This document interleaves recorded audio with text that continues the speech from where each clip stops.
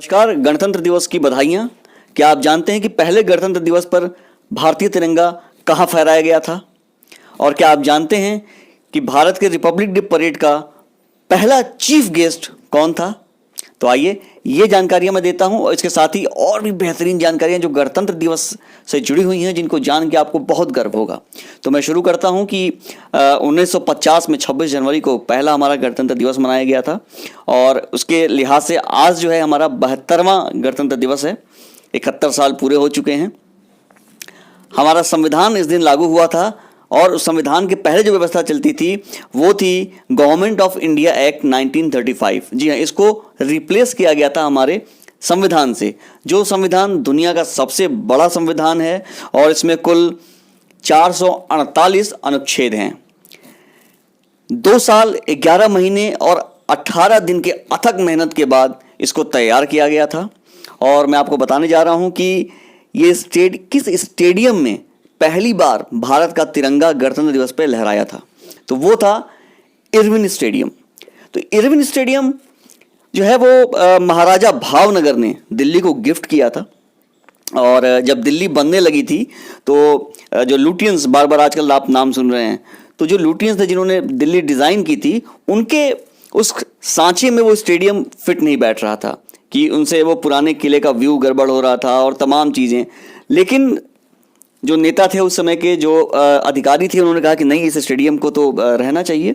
वो स्टेडियम रहा और आज हम उसे ध्यानचंद स्टेडियम के नाम से जानते हैं। 2002 में उसका नाम ध्यानचंद स्टेडियम पड़ा और 2010 में मेंस वर्ल्ड कप हॉकी भी वहाँ खेली गई है। तो एक महत्वपूर्ण स्टेडियम है हमारे देश के लिए। इसके बाद मैं आपको बताने जा रहा हूँ कि पहला जो परेड है, जो हम आज का परेड देखते हैं आज की, इस परेड की शुरुआत जो हुई थी फॉर्मल सेना, पुलिस, अर्धसैनिक बल सारी, ये 1955 में। और उस दौरान जो चीफ गेस्ट थे वो पाकिस्तान के थे। जी हाँ, पाकिस्तान के गवर्नर जनरल, उनको बुलाया गया था पहला चीफ गेस्ट बना के भारत का। इसके पहले गेस्ट ऑफ ऑनर आए थे 1950 में इंडोनेशिया के राष्ट्रपति।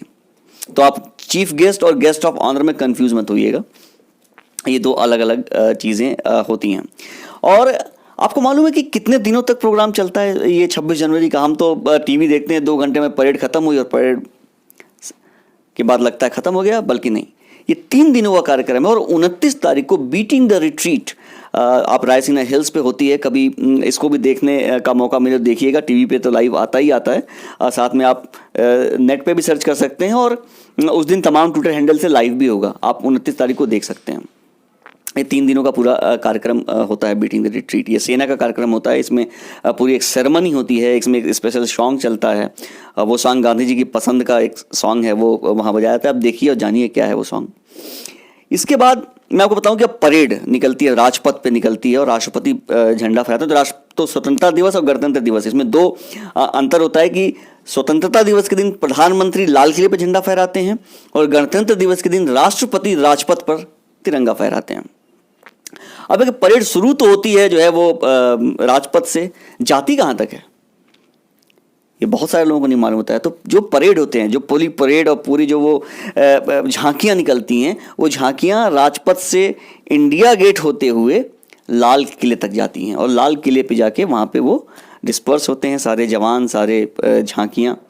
तो ये एक पूरा रूट बना होता है। तो जो लोग अभी तो कोविड की वजह से बहुत सारे लोगों को इजाज़त नहीं है दिल्ली में आने की, लेकिन जब आम दिनों में जब बहुत भीड़ होती है और पूरा खचाखच भर जाता है राजपथ, तो लोग कतारें लगा के खड़े रहते हैं ITO से लेके और लाल किले तक, और वो पूरी रोड, तिलक मार्ग, जो भी उसका मार्ग है, उस मार्ग पे कि भाई हम झांकियाँ और पूरी परेड देखेंगे। और ये पूरा फासला परेड होती है बाकायदे। मतलब इसमें ऐसा नहीं होता कि राजपथ खत्म हो गया और राष्ट्रपति और प्रधानमंत्री पीछे छूट गए तो लोग चलने लगे थे। पूरी बाकायदे परेड होती है इस पूरे दूरी के दौरान और जवान एकदम मुस्तैद होकर परेड करते हैं। बहुत थकावट भरा हो सकता है, हम पैदल चल के आए नॉर्मली तो हम थक जाएंगे, लेकिन हमारे जवान नहीं थकते इसमें।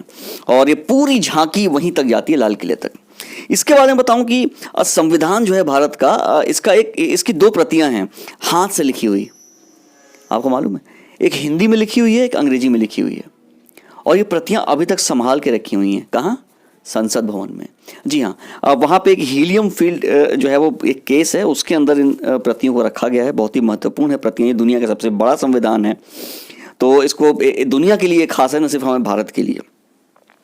तो ये सब जानकारियां हैं आपके पास। अब देखिए कि कितनी बेहतरीन हमारा देश है। गणतंत्र दिवस में कितनी बेहतरीन यादें हम सबकी बचपन से जुड़ी रहती हैं।